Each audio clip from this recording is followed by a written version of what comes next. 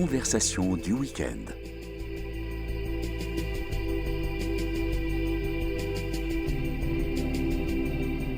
Aujourd'hui, carte blanche.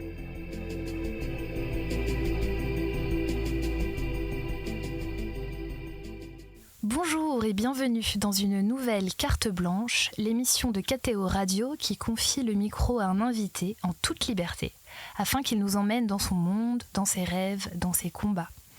Aujourd'hui, nous avons la chance de recevoir Charlotte de Villemorin, qui nous fait la joie d'accepter de nous emporter dans sa vie engagée et d'ouvrir pour nous des horizons nouveaux pour toucher nos consciences et nos cœurs. Bonjour Charlotte. Bonjour Flore.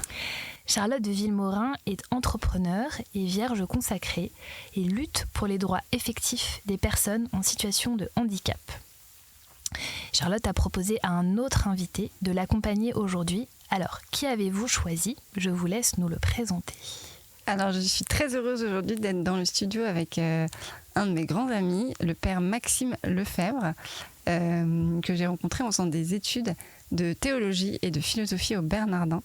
Ça fait plusieurs années qu'on est amis et qu'on s'interroge régulièrement, qu'on débat, ça peut durer très longtemps, sur un sujet qui est assez central dans ma vie et qui a une place importante aussi dans la sienne.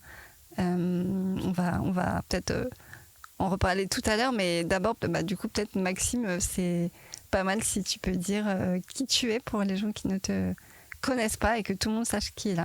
Merci Charlotte de m'avoir invité. J'ai plutôt l'habitude de te laisser parler et de te présenter et de tenir le micro. Mais bon, merci de me donner cette possibilité de parler avec toi. Moi, je suis prêtre depuis le 24 juin 2023. Donc, on s'est connus avec Charlotte, tu te souviens, au séminaire. J'ai grandi dans une famille qui n'était pas très pratiquante. J'étais baptisé enfant, mais j'ai vécu vraiment une conversion très forte à l'âge de 21 ans, en allant réviser mes concours dans un monastère. Et puis, c'était en service dans une banlieue de Calcutta, auprès des pauvres, comme disait Mère Teresa, the poorest of the poor, excusez mon anglais, que j'ai ressenti cet appel à tout donner pour devenir prêtre, tout donner au Christ. Et puis je suis entré au séminaire en 2016 et c'est à cette occasion-là qu'on s'est rencontrés dans la grande nef du collège des Bernardins. Alors comme je te le disais, je me souviens plus très bien du premier jour de notre rencontre, mais apparemment toi tu t'en souviens bien. Alors peut-être que tu pourrais me rafraîchir la mémoire. Je ne sais pas si c'est le premier, parce que moi je me rappelle pas vraiment de la nef, mais je me rappelle pour moi on s'est rencontrés à table. Pour moi on s'est rencontrés en déjeunant. Et en fait, ce qui se passait, c'est que donc moi je suis en fauteuil roulant. J'ai toujours été en situation de handicap moteur très dépendante pour faire plein de choses. En 2020, j'ai perdu d'un coup la capacité de manger toute seule. Je pouvais plus me nourrir seule à table et ça correspondait à un moment où je reprenais les études et où je venais de m'inscrire au Bernardin. Et via un autre ami qui était séminariste aussi, qui maintenant est aussi prêtre, qui s'appelle Paul. Et Paul m'avait dit, viens au Bernardin et t'inquiète pour les repas, je serai là, tu pourras compter sur moi pour t'aider. Et c'était hyper rassurant pour moi d'avoir Paul qui m'avait un peu tendu cette main et qui me permettait de me relancer dans une nouvelle aventure en étant un peu sécurisée sur le fait que il y aurait quand même des bonnes âmes pour pas me laisser mourir de faim. Et du coup, pour moi, on était à table, Paul me donnait à manger.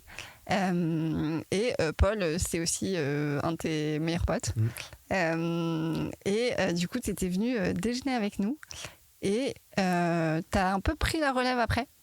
Pas mal de Paul. Et aussi, tu m'as beaucoup encouragée à oser demander à n'importe quelle autre personne de bonne volonté de venir m'aider. Mais du coup, pour moi, on s'était rencontrés comme ça, une première fois. Et puis après, on a passé aussi un petit moment en vacances ensemble pendant le pèlerinage de Lourdes plusieurs étés. Mais pour moi, c'était vraiment ce moment de... On est à table et tu proposes ton aide assez spontanément. Et puis, je sais pas, on s'est bien entendu, on s'est bien marré et on est restés potes. Parce que manger avec Charlotte, c'est quand même toute une aventure, parce qu'il faut effectivement prendre la fourchette, prendre la nourriture dans l'assiette et bien viser pour pas t'en mettre partout. Et régulièrement, on avait quelques fous rires quand je faisais tomber tous les grains de riz sur ton pull. Ouais, le riz, c'est plutôt pour les experts. C'est pas le plat idéal pour commencer. Ouais, mais ce qui était très beau, c'était que tu nous apprenais en fait à être avec toi pour manger. Et que nous, avec nos gestes maladroits, avec les fourchettes qui partent dans ton nez ou le grain de riz qui tombe sur ton pull, eh bien, t'étais patiente. Et c'est toujours très beau de voir comment un réseau de charité s'est noué autour de toi, dans la nef des Bernardins, avec les scénaristes, avec celles qui étudient la théologie. Et voilà, et c'était assez symbolique un petit peu de toute l'amitié qui allait grandir ensuite, parce que finalement, cette relation d'aide, donc avec un aidant et une aidée, qui était le point de départ, en fait, on s'y est pas arrêté. Parce qu'on a grandi dans une amitié, dans la prière commune. Toi, à l'époque, tu discernais aussi pour répondre oui à l'appel du Seigneur et devenir vierge consacrée. Et moi, c'était pareil. Et en fait, on s'est soutenus aussi dans ce chemin. Et c'était très beau, parce que cette amitié-là, elle était fondée sur le Christ. Elle n'était pas fondée sur la relation d'aidant et d'aidé. Et donc, ça nous a permis d'emblée d'essayer de dépasser un petit peu, dépasser cette segmentation qu'on fait un peu trop rapidement. Carrément, mais je pense que c'est aussi un truc qu'on s'est souvent dit, nous c'est un sujet dont on parle beaucoup, on aime bien creuser, essayer de comprendre de manière un peu intellectuelle qu'est-ce qui se passe, qu'est-ce qui est en jeu, spirituel aussi, mais en fait je pense que spontanément aucun de nous dirait moi t'es mon aidant et moi je suis ton aidé, tu vois. En fait pour nous ça n'existe pas ça, juste on est amis et il se trouve que dans l'amitié on est amené à partager des moments où dans les faits j'ai besoin d'un coup de main. Mais on peut pas. Je pense que ce serait pas juste de définir notre relation comme étant d'abord un truc aidant-aidé. Et c'est important de se le dire aussi. Oui. Et puis tu vois, il y a aussi quelque chose qui me marque beaucoup, c'est que. Alors j'imagine que tout le monde te le dit au bout d'un moment, mais il y arrive toujours un moment dans l'amitié avec toi, le fauteuil s'efface et reste ton visage, ce que tu dis, ta présence. Alors malheureusement aujourd'hui, on n'a pas India qui est le chien d'assistance aujourd'hui à la retraite de Charlotte, mais qui aussi fait partie de l'aventure d'une certaine manière. Mais carrément. Il y avait une très bonne blague au sujet d'India. Je ne sais plus qui disait que India c'était une grande théologienne. Ah oui. Parce que comme elle me suivait partout, ça, c'est exactement, sûr. Comme elle venait avec moi en cours au Bernardin et en cours de théologie, la petite blague c'était que India était une grande théologienne. C'était drôle. Ouais, en tout cas, je sais peut-être que tu pourrais aussi me rafraîchir la mémoire sur la manière dont tu as vécu justement ce moment où tu as perdu la faculté de te nourrir seul, parce que ça a été un moment qui était assez fort pour toi. Et puis je me souviens de cette histoire avec le bras robotique que tu avais essayé et qui m'avait d'ailleurs bien ennuyé, parce que j'avais l'impression qu'il voulait prendre ma place en fait, ce bras. Alors il n'était pas à la hauteur, mais ouais, c'est vrai que c'est une bonne question. Pour moi, le fait... En fait, j'ai toujours dit que ma grande chance, quelque part, ça avait été de naître handicapée, dans le sens où j'ai jamais perdu la marche. Et du coup, pour moi, mon état, il est normal. En fait, c'est le mode par défaut, si je peux dire. Je vis pas avec cette tristesse ou ce deuil d'avoir dû perdre vraiment un moi que je pouvais plus être à cause de la maladie. Et en fait, quelque part, ça a changé. Parce que quand j'ai plus pu manger toute seule, c'était la première fois que je devais faire le deuil d'une vraie capacité physique, quoi. Et pour moi, ça a été hyper dur. En vrai, ça a été un moment... je pense que le mot auquel j'associe ça, c'est vraiment le mot de... Je me suis sentie humiliée. Parce que, en fait, j'avais honte. J'avais honte de me dire, maintenant, je vais plus pouvoir manger toute seule. Ça va être hyper humiliant de demander aux gens de m'aider. Et surtout dans la vie professionnelle. C'était l'espace où ça me faisait le plus peur. Parce que voilà, ça faisait des années que j'étais chef d'entreprise, entrepreneur, et je me disais, mais je vais plus pouvoir continuer, parce que aller au restaurant pour un déjeuner avec, je sais pas, un partenaire, quelqu'un dans le cadre du boulot, et lui demander de me donner à manger, c'est pas possible en fait. C'est hyper décrédibilisant, c'est humiliant, et je suis plus celle que j'étais avant. Donc pour moi, c'était vraiment très dur à accepter. Et en fait, j'ai commencé par demander le sacrement des malades. Mais en fait, c'était assez étonnant comme cheminement intérieur. Je me suis rendu compte que je ne voulais pas entendre parler du sacrement des malades. Quelqu'un m'avait dit, en vrai, peut-être là, tu en aurais besoin, tu vois, ça pourrait te faire du bien. Et mon réflexe, ça avait été de me dire, ah non, mais le sacrement des malades, c'est pas pour moi. Moi, je suis pas malade. Et quand je me suis entendue dire et penser ça, là, je me suis dit, ok, en fait, ça, c'est pas juste. Mon rapport à moi-même et au sacrement, il n'est pas ajusté. Il y a un truc qui frotte, je le sens. Il faut creuser ça, quoi. Et peut-être que du coup, il faut le dépasser. Et peut-être justement parce que je veux pas entendre parler du sacrement des malades, il faut le demander. Et du coup, j'avais demandé, j'étais allée voir mon curé de l'époque, qui m'avait dit une phrase que j'ai pas comprise tout de suite, mais que j'ai compris bien plus tard. Il m'avait dit, en fait, ta maladie, elle est belle parce qu'elle nous permet de t'aimer. Et je me disais, mais ça veut dire quoi ? C'est étonnant. Et en fait, j'ai compris, mais ça a vraiment été un cheminement qui a duré plusieurs années, tu vois. Et notamment, je pense que les Bernardins, qui était un lieu où toutes les semaines, je me retrouvais à devoir demander l'aide de quelqu'un pour manger. En fait, ça a beaucoup contribué à me faire évoluer. Et j'ai compris que, en fait, quelque part, il y avait quand même du positif là-dedans et que typiquement, si je n'avais pas eu besoin de toi pour me nourrir à midi, peut-être qu'on ne serait même pas devenus potes en fait. Et ça a créé un espace, je trouve, pour des rencontres avec toi, mais avec d'autres gens. Et même ma relation d'amitié avec Paul, qui m'avait tendu la main au tout début, qui m'a un peu accueillie et fait monter à bord, avec toutes les autres personnes qui sont dévouées pour me filer un coup de main, et en fait, ça a créé un espace hyper privilégié. Et du coup, je me dis, en fait, c'est ça qui est beau aussi dans le fait d'être dépendant, c'est que tu rentres d'un coup dans une relation qui peut pas être juste superficielle et qui vient toucher à quelque chose de très essentiel et de très basique aussi. Et c'est là où tu vois, l'expérience de la fragilité, comme on le dit souvent, ça peut devenir une grâce. Alors, au-delà du fait que nous sommes tous fragiles, d'une manière ou d'une autre, plus ou moins fragiles, et qu'on est tous vulnérables, c'est-à-dire on peut être blessé par des choses qui nous arrivent autour de nous, dans notre histoire, voilà, comme par exemple la perte de la capacité de te nourrir toute seule. Et en même temps, le Seigneur, il peut permettre ça. Alors, il le provoque pas, heureusement, parce Dieu n'est pas un pervers polymorphe, mais Dieu le permet pour nous permettre, à notre tour, d'en faire une source de grâce, une source d'amour. Et c'est vrai qu'on a souvent médité ensemble sur le Christ sur la croix, voilà, qui transforme cet instrument de torture en source de vie. Et de la même manière, l'expérience du handicap, alors moi je l'ai faite personnellement, tu sais, avec mon père qui a une sclérose en plaques et que je vois progressivement décliner. Et en même temps, un jour, il a réussi à me dire, mais en fait, cette maladie, elle me permet de ne pas oublier l'essentiel, c'est l'amour que j'ai pour toi. Et que quand j'étais pharmacien, que j'étais un professionnel actif, j'avais peut-être tendance à l'oublier. Et en fait, il arrivait à dire, il le disait pas comme ça parce qu'il chemine dans la foi, mais il arrivait à dire, tu vois, la croix, l'expérience de la croix, ça m'a simplifié. Ça m'a permis de mieux discerner. Ça m'a donné une lumière nouvelle. Comme s'il reconnaissait qu'il avait été aveugle et que désormais il avait retrouvé la vue à travers l'expérience de la maladie. Et l'expérience que tu as faite aussi, je trouve qu'elle dit ça.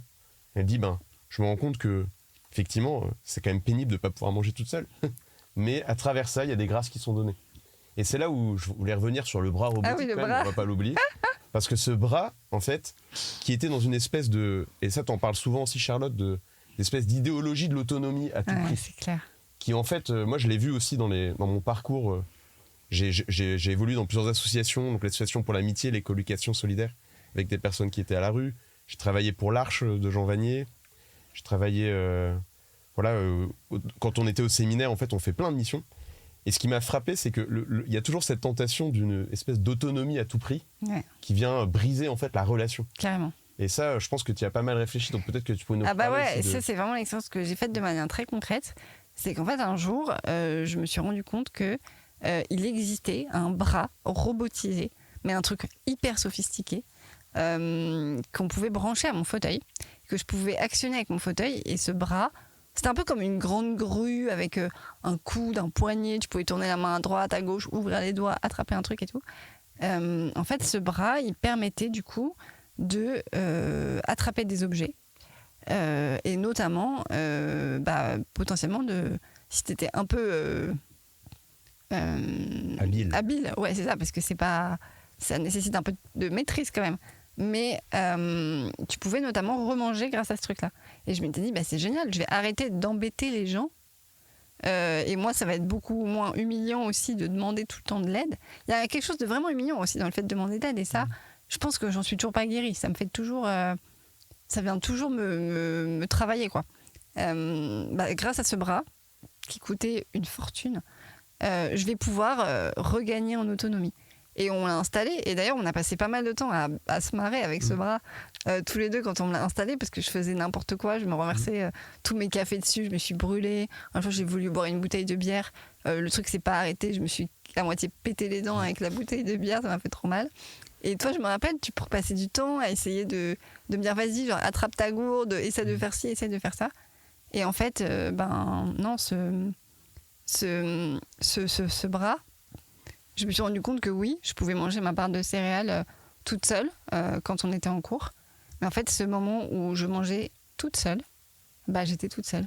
Et je me disais, mais là, en fait, sans ce bras, j'aurais pas été comme ça. J'aurais été avec quelqu'un qui m'aurait donné à manger, on aurait eu le temps de papoter, d'être en relation. Et je me suis dit, il y a vraiment une différence fondamentale, en fait, entre le fait d'être autonome et le fait d'être l'autonomie, quelque part, peut te couper de la relation. Et je préfère être dépendante, mais entourée, que autonome, mais seule. Et du coup, j'ai rendu le bras, j'ai préféré que toi et les autres, vous continuiez de m'aider, plutôt que d'avoir ce bras qui, en fait... je pense couper aussi un peu de ses pépites, quoi. Ça me fait penser à l'épisode, tu sais, de Jésus et la Samaritaine. Jésus se rend dépendant en lui demandant à boire. Ouais, c'est vrai, j'ai jamais... Si, on en a déjà parlé, Charles. Ah, Samaritaine. Bon, je sais pas, tu parles tellement, peut-être j'ai oublié. En tout cas, c'est Jésus, lui, qui est la source d'eau vive, demande à boire. Et de la même manière, ça doit nous inviter à pas... Il dit pas... t'inquiète, je peux m'abreuver tout seul. Non, il demande de l'eau, il dit sur la croix, j'ai soif de toi.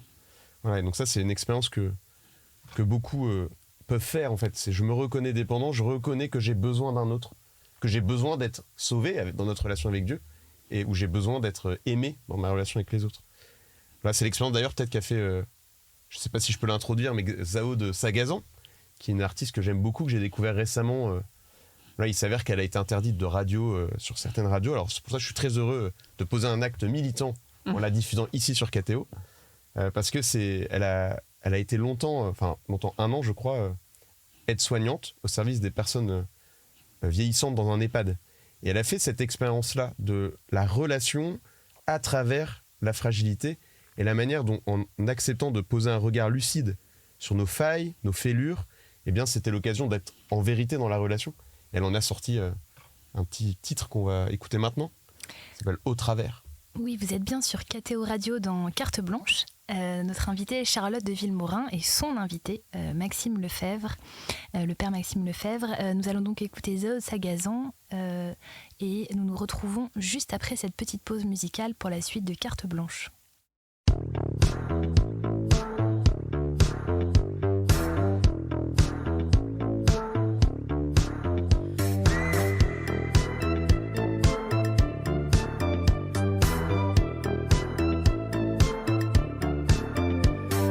Au travers de l'humain, on comprend des choses qu'on traversons nos travers, en vers ou bien en prose. Regardez-moi de travers, je prendrai la pause. Moi je les aime, mes travers. Donnez les vôtres, j'en ferai quelque chose.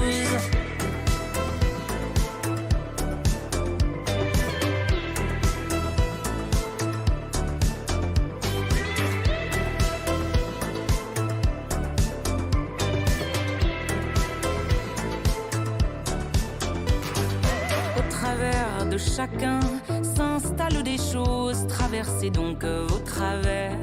Découvrez vos névroses, découvrez-vous et l'envers. Et trouvons la cause. C'est en connaissant nos travers que vient la métamorphose.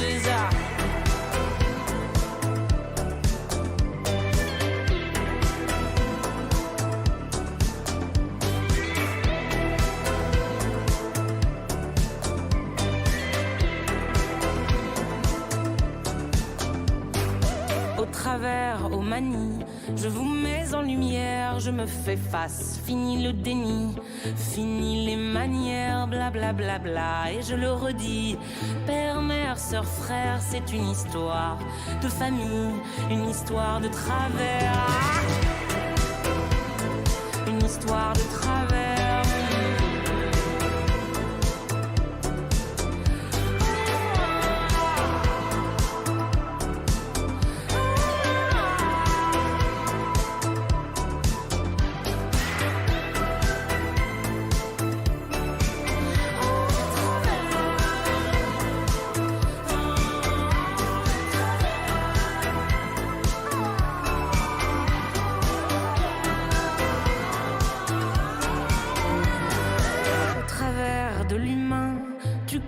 des choses, controverses tes travers, en vers et puis en prose, découvre l'endroit et l'envers, analyse la chose, en comprenant tes travers, viendra la métamorphose. Vous êtes bien sur KTO Radio dans l'émission Carte Blanche et aujourd'hui c'est la carte blanche de Charlotte de Villemorin qui a proposé au père Maxime Lefebvre de la rejoindre. Et nous allons parler aujourd'hui, je crois, de Lourdes où Charlotte et le père Maxime se rendent souvent, si j'ai bien compris. Ouais, c'est vrai que ça commence à devenir une petite habitude là.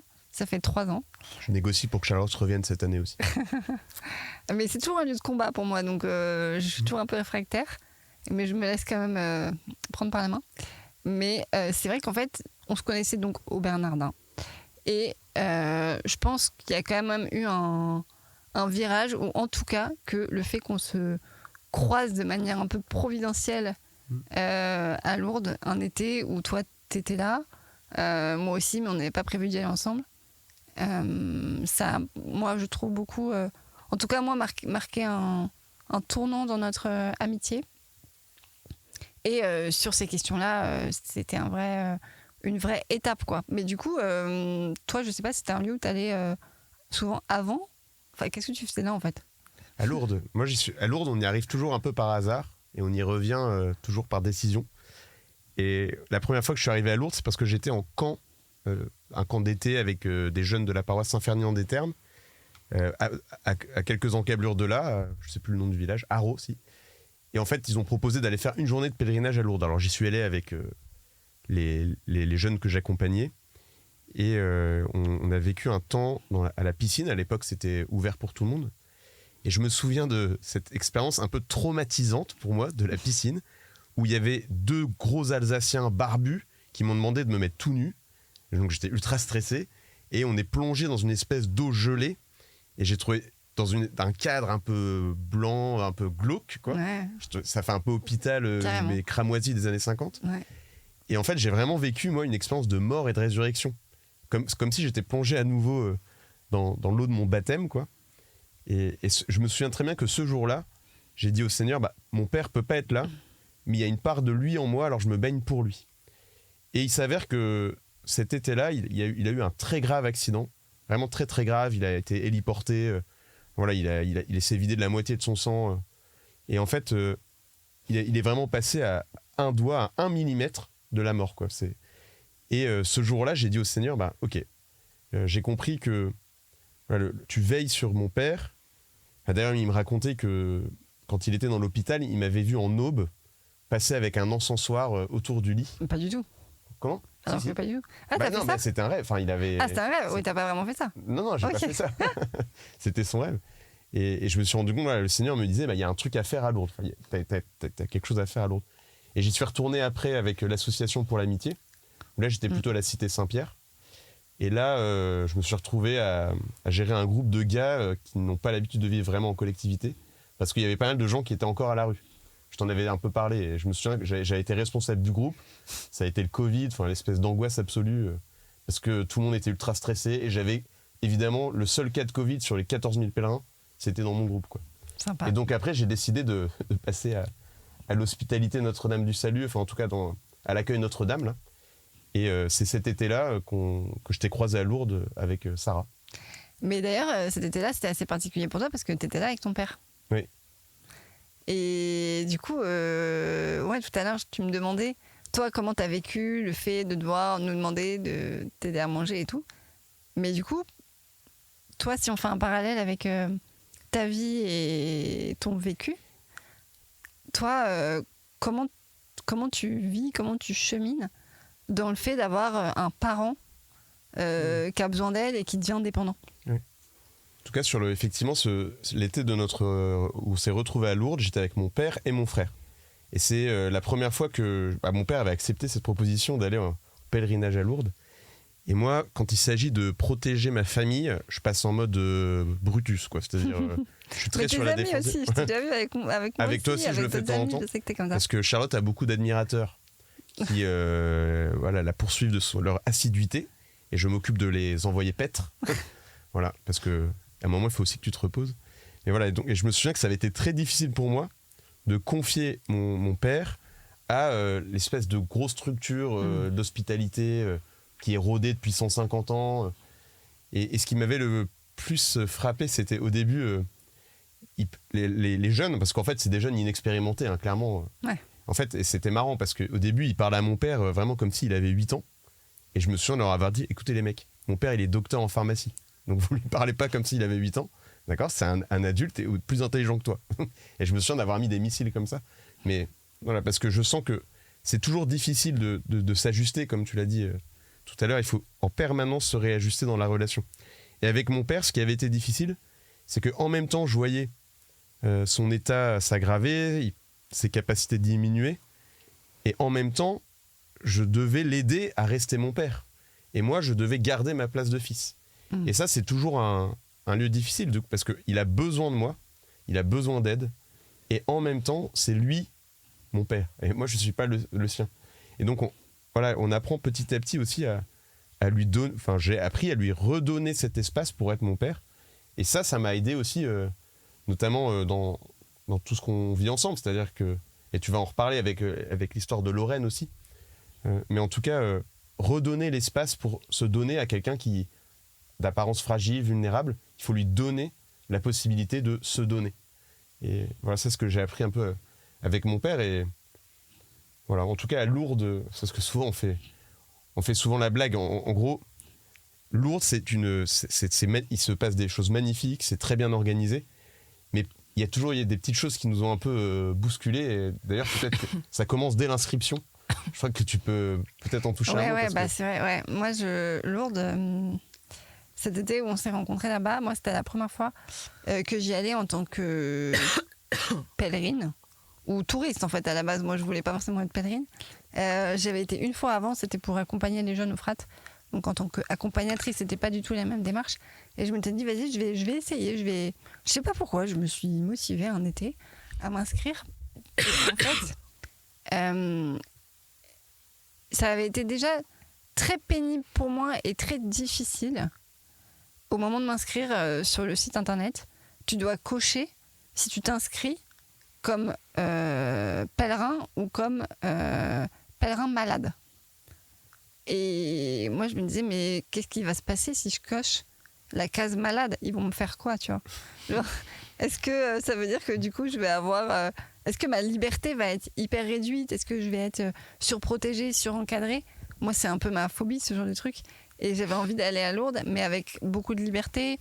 Et du coup, j'y suis allée vraiment comme un électron libre, en me disant, je veux surtout pas être maladisée, entre guillemets, tu vois. J'ai pas envie qu'on m'empêche de faire des trucs, j'ai pas envie qu'on me couche à 18h30 dans mon lit, parce que c'est l'heure de coucher les malades, et ça, c'est hors de question, quoi.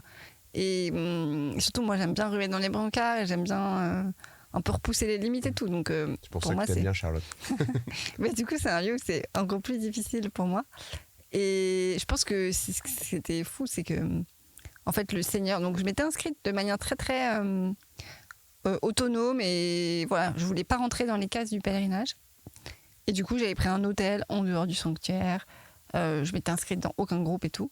Et en fait, le Seigneur avait vraiment un autre plan. Et c'est ça qui était génial. C'est qu'en fait, il a vraiment foutu tout mon projet par terre.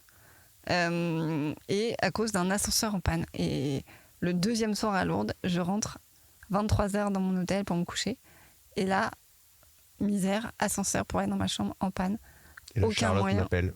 Et il se trouve que j'avais vu que Maxime était là. Ouais, c'est vrai. J'avais vu que tu étais là. On s'était croisés dans la journée. Et tu étais peut-être une des seules... Enfin, et je sais pas pourquoi j'avais ton numéro de téléphone. En vrai, c'était assez miraculeux. Et je t'avais appelé. Et en mode, je sais pas quoi faire, Maxime. Je sais pas où dormir. Je peux plus aller dans ma chambre. Qu'est-ce qu'on fait ? Et tu m'avais dit, bon, j'arrive. Ouais, parce qu'à l'époque, j'étais aumônier d'une unité, Sainte-Bernadette B. Et donc, je voyais qu'il y avait quelques chambres de libre. Et donc, j'ai essayé de négocier. Enfin, j'avais ça en tête en allant te voir. Moi, j'étais pas prête. Je voulais pas y aller. Ouais. Je voulais pas aller dormir avec les autres malades. Je voulais rester dans ma chambre d'hôtel indépendante. Et du coup, t'as été quand même super sympa parce que tu m'as portée sur 2 étages. En laissant mon fauteuil au rez-de-chaussée, tu m'as portée pour que je puisse aller me coucher dans mon lit. Et le lendemain, en me redescendant pour le petit-déj, tu m'as dit, bon, par contre, t'es sympa, mais je te fais pas ça tous les soirs. Donc, si tu veux... Parce qu'il y avait quand même quelques étages. Ouais, c'est vrai qu'il y avait 2 étages. Et du coup, tu m'avais dit, ben, franchement, je l'ai fait une fois, mais je vais pas passer mon pèlerinage à faire ça. Par contre, ce que je peux te proposer, c'est que tu viennes dormir à l'accueil Notre-Dame dans le service où je suis aumônier. Et là, pour moi, c'était dur. Mais je me suis dit, en fait, j'ai pas le choix. Je suis littéralement au pied du mur, quoi. Donc, ok, vas-y, j'accepte. Donc là, Charlotte débarque à Sainte-Bernadette B à l'époque. Avec mes valises, mon chien, ma copine Sarah. Enfin, je sentais qu'on allait un peu mettre le bazar. C'est là où tu découvres l'univers de l'hospitalité, c'est-à-dire des repas, effectivement, des dîners à 18h30.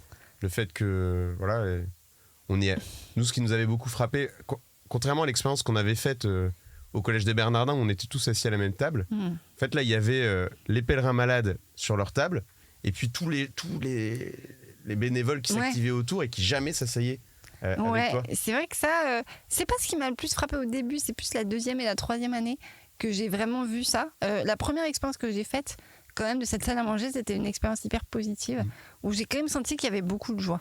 Et notamment, il y a eu un moment magique qui, pour moi, est vraiment, c'est une pépite, quoi. C'était une jeune fille, Lorraine, qui avait un handicap assez lourd et qui pouvait assez peu communiquer, qui pouvait se déplacer et tout. Elle n'était pas du tout handicapée moteur, mais grosse difficulté de communication. Elle verbalise pas. C'est très difficile de parler avec elle. Elle mime, enfin voilà. Et en fait, quand elle avait vu que j'avais besoin d'aide pour manger, elle s'était levée, elle avait traversé toute la salle à manger, et elle avait voulu s'asseoir à côté de moi, et elle avait hyper insisté avec ses mots à sa manière pour me donner à manger. Et j'avais vu une telle joie dans son regard au moment où elle s'est dit je vais pouvoir aider quelqu'un, que je m'étais dit ok, en fait ma place elle est là, parce que effectivement c'est ce qu'on disait tout à l'heure, en fait ça permet aux gens de se donner, quoi. Et cette jeune fille qui d'habitude est dans une situation où c'est elle qui est aidée, d'un coup elle peut passer de l'autre côté, elle peut aider à son tour, elle peut se donner et pas juste recevoir.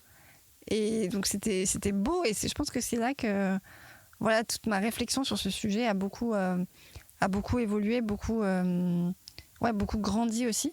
Mais c'est vrai que du coup, il y a toujours un peu des postures où les gens restent enfermés dans leur case de soit ils sont aidants, soit ils sont aidés.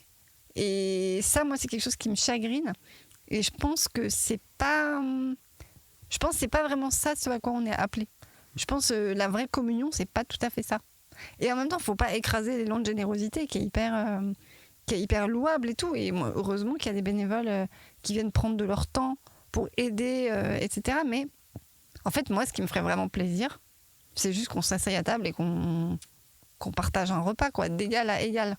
Et ça, c'est difficile, je trouve. C'est l'expérience dont je t'avais parlé avec Bruno. C'était un gars de l'Association pour l'Amitié qui avait vécu longtemps à la rue, gueule cassée complètement, et en même temps une espèce de présence très forte. Et lui, il m'avait dit, mais si j'ai décidé de poser mes valises à l'Association pour l'Amitié, c'était que pour une fois, les gens s'asseyaient à ma table et s'intéressaient à moi. Et pour une fois, j'étais pas simplement un problème à résoudre, un mec qui a faim et qu'il faut nourrir, mais j'étais une personne à aimer, un frère dont je pouvais apprendre des choses, dont je pouvais écouter l'histoire. Et c'est pour ça, alors après, moi je fais des blagues souvent, parce qu'effectivement, en tant qu'aumônier, on s'assoit avec les pèlerins et on partage le repas avec eux pendant que les bénévoles s'activent autour. Mais c'est vrai que mon souhait, souvent, on a fait souvent le souhait là, c'est que d'ailleurs ça s'est amélioré dans le service, parce que c'est maintenant vrai, ils s'asseyent avec nous. Une petite révolution. Voilà, une petite révolution. Ils s'asseyent avec nous, ils discutent, voilà. Et donc voilà, petit à petit, il y a un constat à faire, effectivement, qu'il y a des gens qui ont besoin de davantage d'aide, et on n'est pas là pour dire on va gommer les différences. Enfin, je veux dire, ton fauteuil, il est là, ton fauteuil. Moi, je peux manger avec mes mains, pas toi. Ça, c'est un fait. Mais en revanche, là, c'est plutôt le discernement intérieur de dire, est-ce que Charlotte, c'est un problème à résoudre, ou est-ce que c'est une personne à aimer? Et c'est un peu ça, là, je pense, l'enjeu. D'arriver toujours à se remettre dans cette situation-là. Et on n'y arrive pas tout le temps. Parce qu'on est souvent le riche, généreux, qui donne aux pauvres, qui a tellement besoin de notre aide. Et souvent, en philo, on l'étudie beaucoup, parce que j'étudie la philosophie à l'Institut catholique de Paris. Il y a quand même toute une réflexion sur le don gratuit est-il totalement possible? Parce qu'il y a toujours une espèce de manière de remettre la main sur le don qu'on a fait, en se contemplant, en disant « Ah ouais, quand même, Maxime, t'es quand même quelqu'un de bien, tu donnes à manger à Charlotte, c'est super ce que tu fais. » Voilà. Et je me souviens d'ailleurs d'un poème de Victor Hugo. Je le lis, je triche un peu, mais c'est des quelques vers de croire, mais pas en nous. Je te le dis, Charlotte. Le bienfait de nos mains pompeusement jetées s'évapore aussitôt dans notre vanité. Même en le prodiguant aux pauvres d'un air tendre, nous avons tant d'orgueil que notre or devient cendre. J'aime beaucoup. C'est exactement ça. Oui, c'est-à-dire qu'en fait, à partir du moment où tu as donné et tu te regardes en train de donner, ton don, il est gâché, quoi. Ouais. Ouais, mais en même temps, ça reste quand même un don, tu vois. Enfin, je sais pas. On peut pas non plus tout jeter, je trouve. C'est ça qui est difficile. Bah, c'est là où on peut pas s'arrêter simplement à la pureté de l'intention. Et que je pense, pour moi, l'enjeu, mais c'est pas de se demander ce que je peux faire pour être un homme bien, mais c'est de faire le bien, tout simplement. Donc je me pose pas la question en me disant, ok, comment je vais faire pour aider Charlotte dans la juste manière, là. Je veux dire, j'aime Charlotte, je mange avec elle, et toi, une espèce de simplicité. Mais c'est pas toujours simple, il faut aussi c'est compliqué d'être simple, en fait. Ça demande un peu de formation aussi. Mais est-ce qu'il y a des moments où c'est l'inverse et où tu te dis que c'est pas toi qui m'aide, mais moi qui t'aide? Et est-ce qu'il y a des lieux où toi, t'as l'impression d'être en situation où c'est toi qui es peut-être plus vulnérable ou plus fragile, et est-ce que tu arrives à te laisser aider dans certains espaces de ta vie, même si tu es bien portant, jeune et vaillant, tu vois? Non, bien portant, pas gros. Ouais, bien portant, en bonne santé. On est à la radio, Charlotte. En fait, je pense que la grâce que j'ai, c'est que j'ai des fragilités assez visibles, dans la mesure où je suis quelqu'un d'assez nerveux, je manque pas mal de confiance en moi, et j'hésite pas à te partager ça aussi. Et donc, moi, les moments où je vais pas bien, où je te dis, Charlotte prie pour moi. Alors, Charlotte aussi, elle a une grande force, c'est qu'elle a une capacité d'écoute surhumaine. Et donc, même si tu parles beaucoup aussi. Mais en tout cas, ces moments-là où j'y arrive pas, le péché dans l'église, j'y arrive pas, la violence des relations dans le clergé, j'y arrive pas. Voilà, il y a des choses comme ça parfois où c'est dur, quoi, de porter ça. Puis quand t'es jeune prêtre, t'arrives avec plein d'idéaux et puis tu te prends la réalité dans la face, quoi. Voilà, et c'est comme ça. Donc ouais, c'est des moments où on peut demander de l'aide. Voilà. Et moi, je me souviens que, par exemple, avec mon père, j'essaie souvent de lui demander conseil, de lui dire, toi, qu'est-ce que t'en penses? Et c'est dur, ça me demande de faire un effort parce que c'est moi en permanence qui lui donne des conseils. Mais voilà, donc savoir se reconnaître vulnérable, et je trouve que le lieu le plus essentiel pour se reconnaître vulnérable, c'est la confession. Quand je demande pardon au Seigneur, quand je reconnais que j'ai besoin d'aide. Voilà. Mais après, c'est vrai que j'ai aussi une tendance, tu fais bien de le souligner, d'être un peu tout le temps dans le service, et j'ai beaucoup de mal à me laisser aider. Et je vois que ma grand-mère, par exemple, qui a 97 ans, là, qui est dans un EHPAD dans le Nord, elle a toujours, toute sa vie, été au service. Et alors, c'est dur pour elle de se laisser aider, c'est incroyable. Et donc, il y a un point de vigilance là-dessus. Ouais. Vous êtes bien sur KTO Radio dans notre émission Carte Blanche. Aujourd'hui, c'est Charlotte de Villemorin qui tient les rênes et qui a invité le père Maxime Lefebvre pour parler de la relation d'aide notamment. Nous allons marquer une petite pause musicale et on se retrouve juste après pour la dernière partie de l'émission. À tout de suite.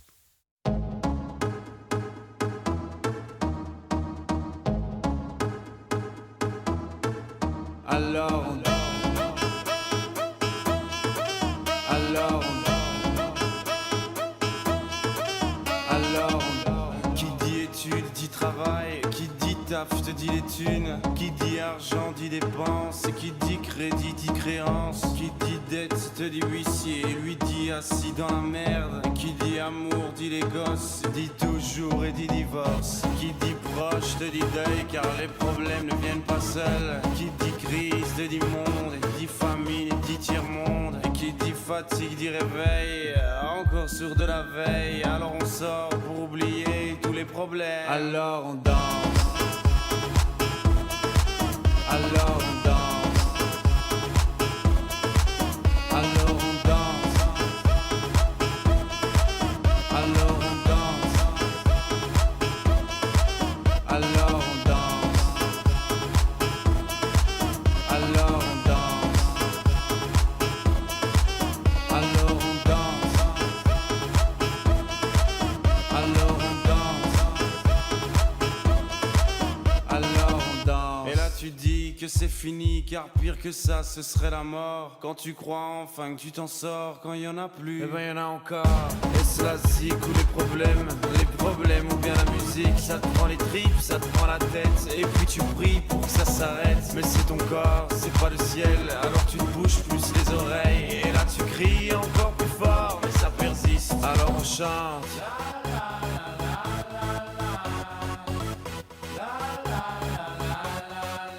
Alors on chante.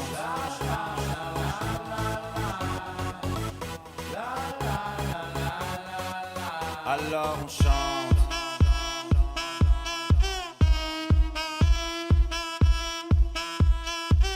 Alors on chante.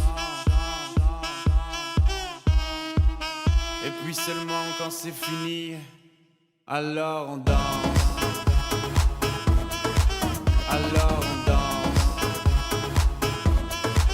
Alors on danse.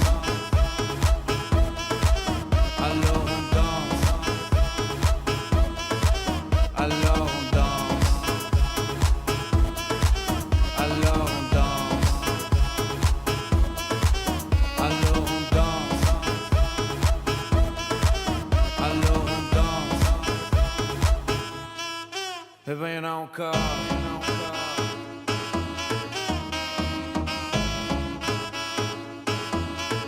Eh ben y'en a encore.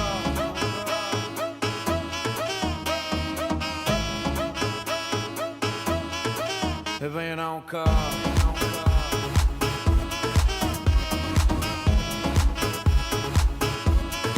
Eh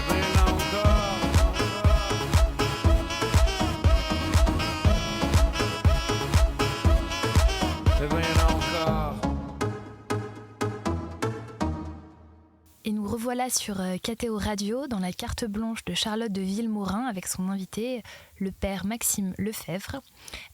Charlotte, de quoi allons-nous parler dans cette dernière partie ? Moi, j'ai envie de rebondir sur ce que Maxime racontait tout à l'heure, et notamment quand tu parlais de ta grand-mère qui toute sa vie avait aidé et pour qui c'était hyper dur maintenant de se retrouver âgée à devoir être aidée. Moi, quand tu dis ça, spontanément, je me dis, mais en fait, personne n'a envie d'être aidé. Et je pense les gens qu'on a toujours regardés comme étant des gens à aider, ils n'ont pas non plus envie qu'on les aide, c'est sûr. Et ça m'interroge. Je me dis, pourquoi c'est si dur ? Je pense que c'est universel. Pourquoi on n'arrive pas à se laisser aider ? Qu'est-ce qui bloque, tu vois, dans notre âme humaine ? En tout cas, ce qui me frappe à chaque fois, c'est que quand on est dans la situation de celui qui aide, on se met toujours dans la position un peu du créditeur. C'est-à-dire que celui qui a donné. Et celui qui a reçu l'aide, il est un peu le débiteur. Et donc on n'est jamais à l'aise avec l'idée d'être débiteur. Et c'est un peu une question aussi qui traverse toute la philosophie. Mais en fait, reconnaître, pour moi, une manière de dépasser ça, c'est que l'enjeu, c'est pas de donner des choses ou donner de son temps ou de donner de son argent, c'est de se donner soi-même.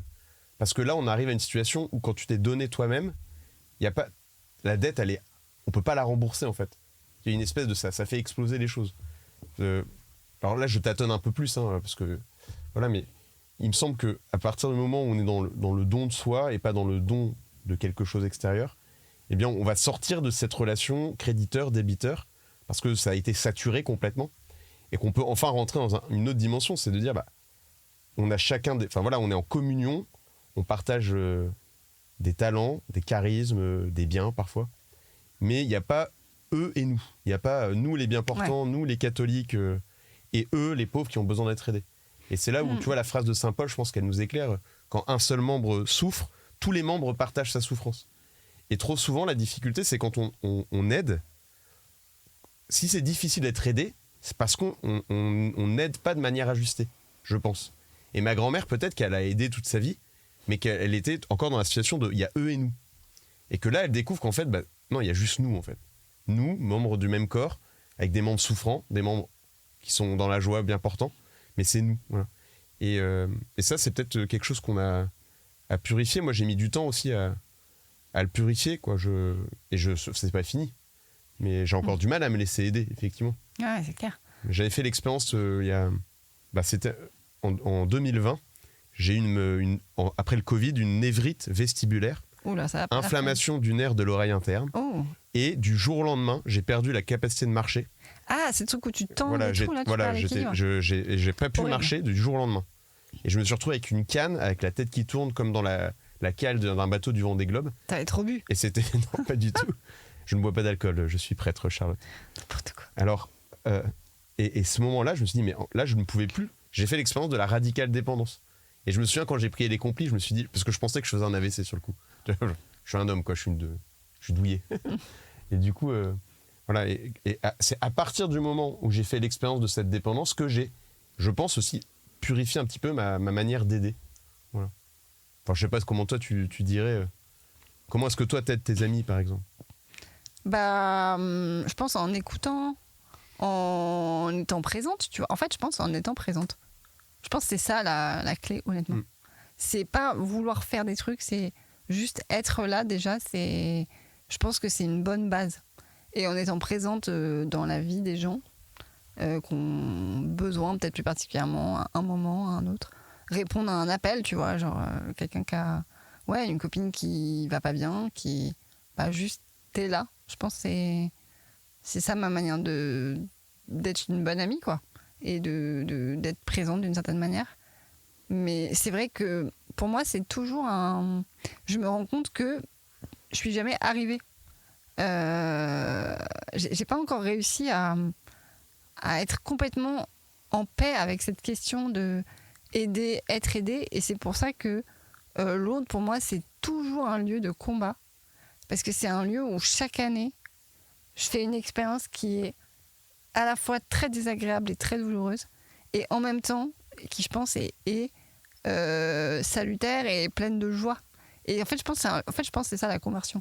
Pour moi, Lourdes, c'est un lieu où chaque année, je me fais un peu retourner et je me reconvertis petit à petit dans mon rapport à l'autre. Parce que typiquement, moi, Lourdes, pour moi, c'est encore dur de me dire, j'y vais en tant que malade. Moi, j'aimerais bien aussi pouvoir aider. Pourquoi je peux pas avoir le gilet des gens qui aident, tu vois, parce que je suis en fauteuil. Mais en fait, moi aussi, je peux apporter quelque chose, comme Lorraine m'a apporté quelque chose en me donnant à manger. Et je suis toujours un peu dans cette espèce d'opposition, qui est aidant, qui est aidé. Et je me rappelle un soir à l'adoration, justement à Lourdes, j'avais eu cette petite lumière intérieure de me dire, mais en fait, on s'en fout de qui est aidant, qui est aidé. Globalement, on est tous logés à la même enseigne, parce qu'aux yeux de Dieu, on est tous pauvres de la même manière, tu vois. On a tous nos failles, on a tous nos zones où on a besoin de l'autre. Et en fait, je pense que notre rapport aidant-aidé entre humains, il dit beaucoup quelque chose de notre difficulté à nous laisser aussi aimer et aider par Dieu. Pour moi, il y a une expérience profondément spirituelle en fait qui se joue là-dedans. Je sais pas ce que tu en penses. Oui, en fait, ça me fait penser, je sais pas si tu te souviens quand l'évêque, Monseigneur Mika, est venu dans le service, où il pensait venir nous parler, et en fait, on lui a demandé de se taire pour qu'on puisse prier pour lui. Je sais pas si tu étais là à ce moment-là. Alors, je pense que je devais encore faire l'école buissonnière, parce que moi, je suis jamais au bon endroit. Je suis toujours en train de faire n'importe quoi à côté, mais j'étais pas là, mais du coup, ça m'intéresse. En fait, pour justement sortir de cette espèce de dialectique aidant-aidé et entrer dans on est frères et sœurs, c'est toujours intéressant de prendre la dernière place. C'est-à-dire, ce qu'a fait Jésus, c'est ça, il a pris la dernière place. Et les grands saints ont fait la même chose. Et donc, l'évêque qui venait nous visiter pour nous donner une parole, on lui a dit, non, tu viens au milieu de nous et on prie pour toi. Et il y avait, je sais pas si tu te souviens, Christian et tous les... Carrément. Tu vois, donc c'est des personnes qui ont un handicap mental, qui ont pris sa main et qui ont prié pour lui. Et puis on a tous chialé. En fait, on priait ensemble pour lui. Et en fait, il pensait venir nous donner la bénédiction. Et en fait, c'est Christian et Charles, voilà, Christian et Charles qui... Tu te souviens ou pas de ça? Je vois très bien. Qui ont prié pour lui et c'était absolument magnifique. Et ça, je pense que c'est l'expérience qu'on fait aussi devant le Seigneur, quoi. En fait, quand on se tourne à deux, devant le Seigneur, on est d'abord ses fils et filles. Mais oui, donc on est frères et sœurs, on est au même niveau. Voilà, et l'évêque comme Christian. Et donc ça, je pense que c'est important. Et c'est pour ça que moi, en tant que prêtre, l'amitié avec toi qui est vierge consacrée, et puis à travers tout ce que le témoignage de ta suite du Christ, bah, ça me nourrit aussi. Et il n'y a pas longtemps, je relisais la prière de consécration des vierges, et je trouvais ça vraiment absolument splendide, et notamment l'espèce de lucidité sur le combat qui a mené, et puis le témoignage, alors, malheureusement je l'ai oublié depuis, mais c'est que la prière dit que qu'en toi elles possèdent tout, quelque chose et elles reçoivent tout. Et en fait ça c'est très beau parce que on est ensemble, pauvres, et on reçoit tout de Dieu. Voilà. Et ça je pense que c'est là où la foi, pour sortir de l'horizontalité de nos relations, de dire les riches, les pauvres, les juifs, les grecs, les hommes, les femmes, en fait c'est en Christ nous sommes tous un. Et il y a quelque chose de particulier dans l'Église qu'on vit, c'est que justement il n'y a pas les vieux on les met dans les EHPAD, les enfants dans des crèches souvent corrompues, les handicapés dans des centres spécialisés, ouais, non, c'est clair. Même si il faut accepter la réalité, tu vois, l'inclusion à tout prix, on voit bien que ça fonctionne pas toujours. Enfin, si on t'avait pas mis une petite rampe pour franchir la petite marche, ça n'aurait pas pu marcher. Il faut des outils de compensation. Oui, et puis en fait, le monde sans obstacles n'existe pas, tu vois. Ouais. Il y aura toujours des obstacles, il y aura toujours je pense qu'il y aura toujours des zones d'exclusion, malheureusement, tu vois. Mais ce qui est aussi, justement, ça me fait penser à ça, c'est notre fragilité commune, le fait qu'on est tous marqués dans notre humanité par la fragilité de notre condition, par la finitude, et aussi par notre vulnérabilité commune, c'est-à-dire qu'on peut tous à un moment donné, comme mon père, on te diagnostique une sclérose en plaques et boum, tu sais, ou parfois t'as la maladie de Charcot, c'est beaucoup plus brutal en 2 ans. Eh bien, voilà, c'est ça qui nous fait de nous aussi frères et sœurs. Et je me souviens, je sais plus qui m'avait dit ça un jour, mais que le premier vertébré, il était apparu suite à un événement aléatoire, la carapace d'un coquillage s'était brisée. Et donc, à partir de là, s'étaient développées des vertèbres intérieures. Et donc, à partir d'une blessure, en fait, jaillit une vie nouvelle. Et c'est ce que disent les scientifiques. Et en fait, c'est pareil dans notre vie. Bah ouais. C'est trop beau comme histoire. Bah, oui, alors faudrait que je vérifie parce que c'est un peu flou dans ma mémoire. Mais tu vois, c'est typiquement le combat que tu mènes, toi, Charlotte, pour l'inclusion des personnes en fauteuil roulant.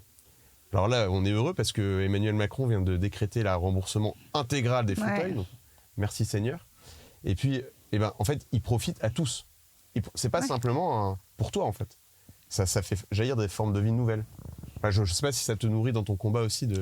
Si, carrément. Moi, ce que je défends beaucoup, notamment dans mon entreprise et là avec mes associés, ma nouvelle entreprise, là, on est en train de... On est un peu malade, on s'est embarqué dans une aventure énorme. On est en train de vouloir révolutionner l'industrie automobile. Donc, globalement, on n'est pas arrivé. Mais il y a beaucoup de travail. C'est un énorme chantier. Mais on défend qu'une voiture qui a été pensée à partir des besoins des personnes les moins mobiles et donc ont le plus de contraintes, en fait, ça va être une voiture qui va être hyper accessible pour tout le monde.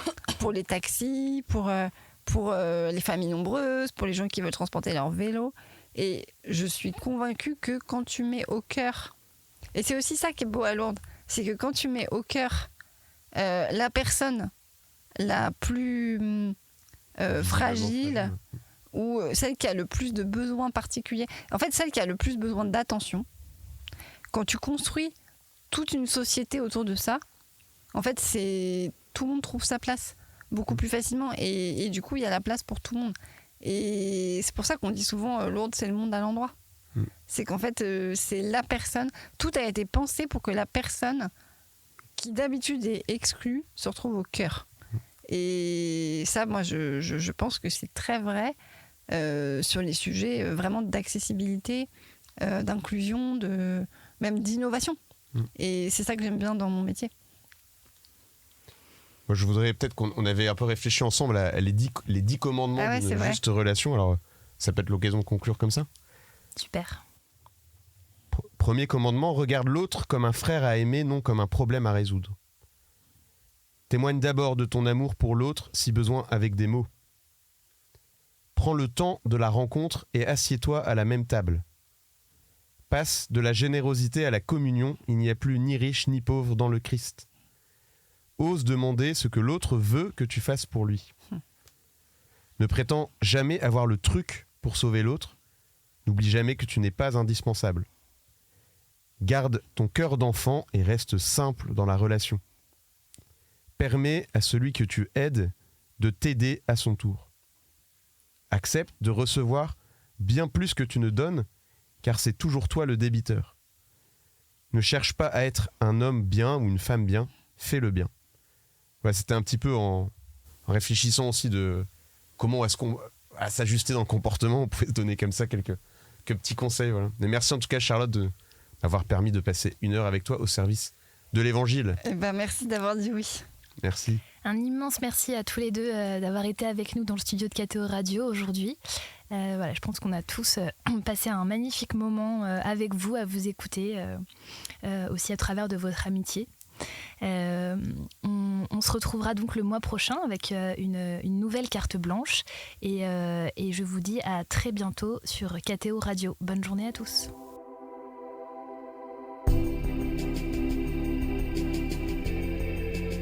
Les conversations du week-end.